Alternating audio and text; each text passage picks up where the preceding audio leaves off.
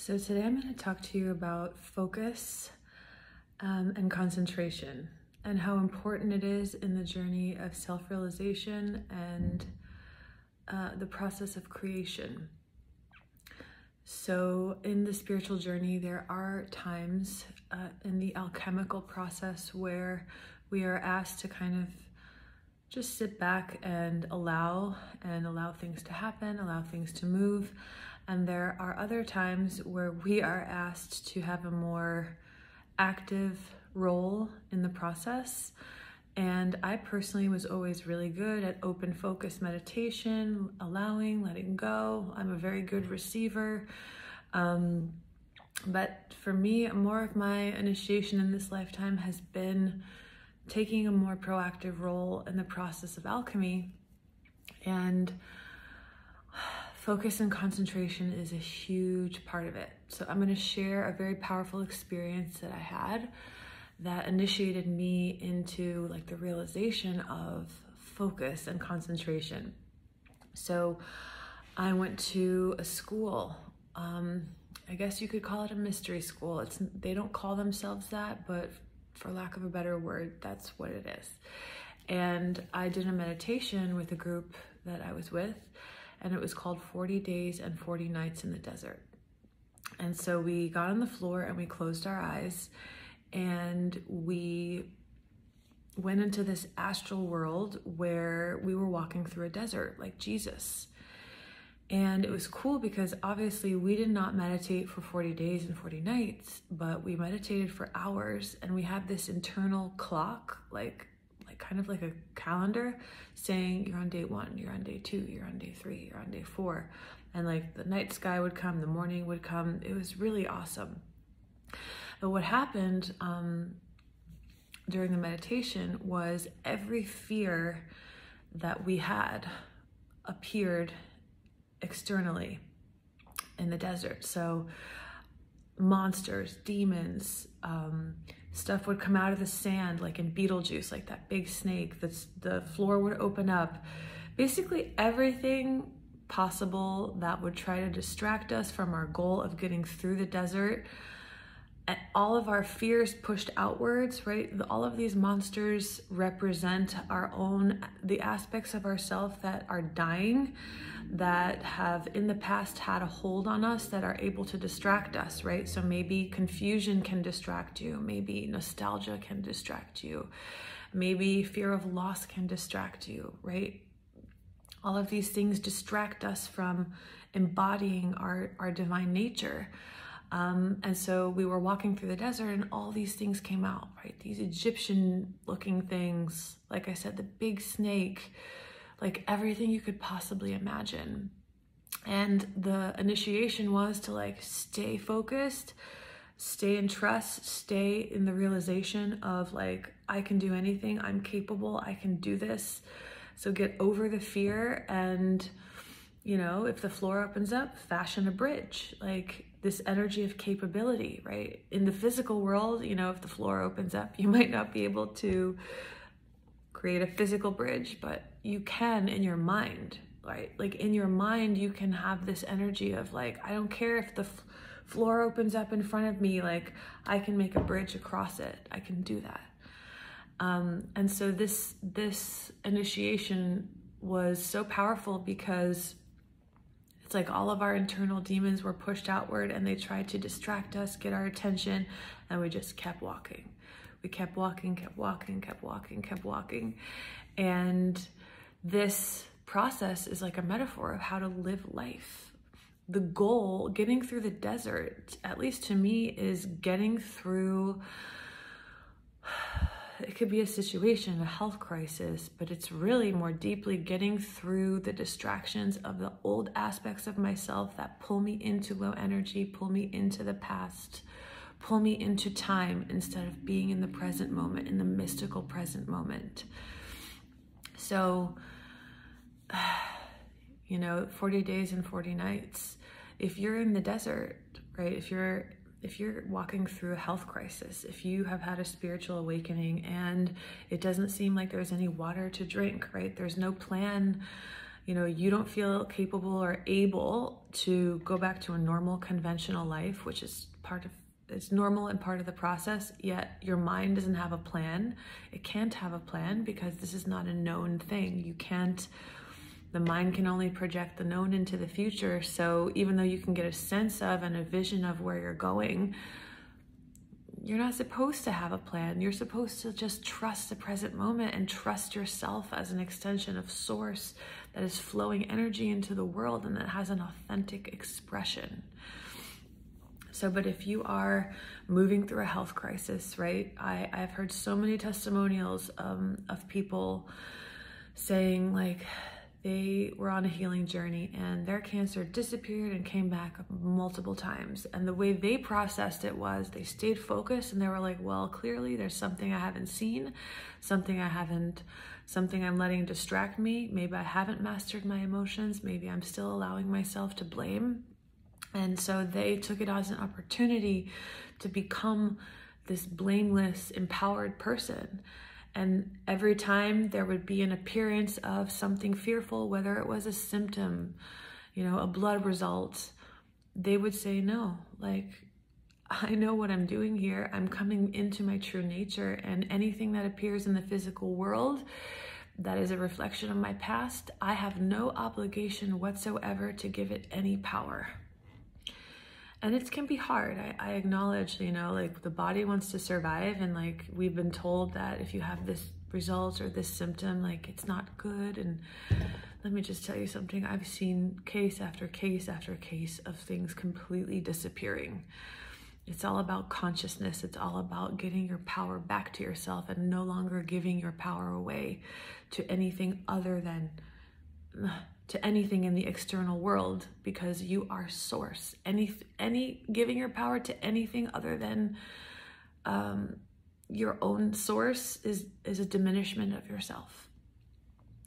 So, there's a story that I heard that I really love. It's this woman who is a renowned spiritual teacher. I don't remember her name. I just remember hearing her story and it really moved me. But she had a spiritual awakening along with her husband, and they had conventional lives and they couldn't go back to living that way. Like, I don't know if it was a corporate thing that they were doing, but they had 5 children. And so because spiritual awakening brings you out, you're no longer motivated by survival, which can be very disorienting to the mind. You are moving from inspiration and authenticity and not from survival. So they were like, I don't have a plan. I don't know how I'm going to do this. And I have 5 children to feed. So for 5 years, they were in the desert. Like nothing came through, so it seemed. They knew the laws of metaphysics, they applied them, and it didn't seem like anything was working out. But somehow the needs got met. The children were fed. They were homeschooled. Everything somehow worked out. And after those 5 years, they created amazing businesses, both together and in their own right. And I love that story because for them, it was 5 years. For you, it might be months. But this time in the desert, don't let whatever's happening during that time, whatever the appearances are, whatever your bank account statement, your blood result, your lack of having an intimate partner, whatever the case may be, don't give any of those things power. Instead, focus on the desert being a time where you realize that your only true replenishment is God, is knowing yourself as that, as trusting life, as trusting your ability to self-source, as trusting your capability, as trusting that you as an authentic expression of source is built to thrive. Trusting that, wow, when you have an intention and you stay focused on it, like you can literally move mountains. I mean, I have so many friends that have told me stories along those lines that maybe I'll share another day. But the point is that no matter what is appearing in your reality, right, it's just a reflection of an aspect of your psyche that you have allowed to operate in your life, whether it's fear, whether it's blame, whether it's any form of victim mentality, overwhelmment. You know, it's funny because when you really come back to yourself and you just, this self-realization is like, I am source, and I am, and I am this expression, and I accept this, and I walk as this, and there's no question, there's no need to explain or justify my existence. The outer world starts to reflect that. People stop challenging you. People support you because they're like, whoa, they see this aligned nuclear energy. Like, how could they not support it? Because everybody actually wants that for themselves. So the point of this conversation is just keep walking. Keep walking. Keep your focus on the true meaning of this journey, which is realizing your real replenishment.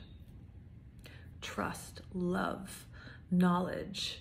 Even death cannot distract you because, first of all, death isn't real. The only thing that dies is old versions of ourselves.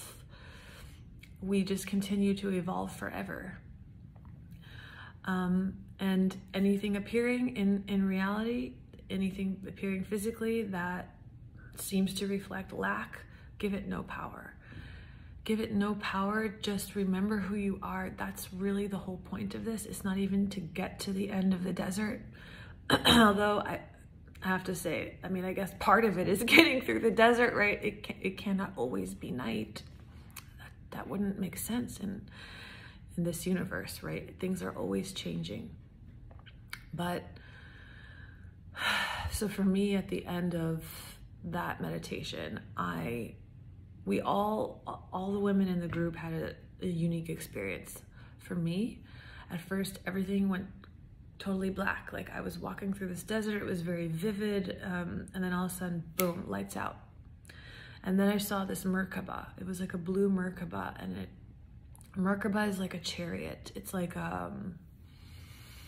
it's a vehicle, and some people say it's an ascension vehicle. So it takes you up into a higher frequency, a higher version of yourself. And the Merkaba appeared, and that was it. That was it. And so I realized, like, I was just initiated into this capability, like I know I am capable of staying focused on my true nature, both my fundamental true nature, my awareness, my intelligence, my love, but also my individual true nature.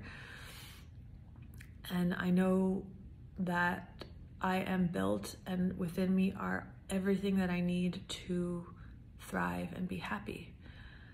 And I know that the universe supports that because I am the universe, and the universe supports its own evolution.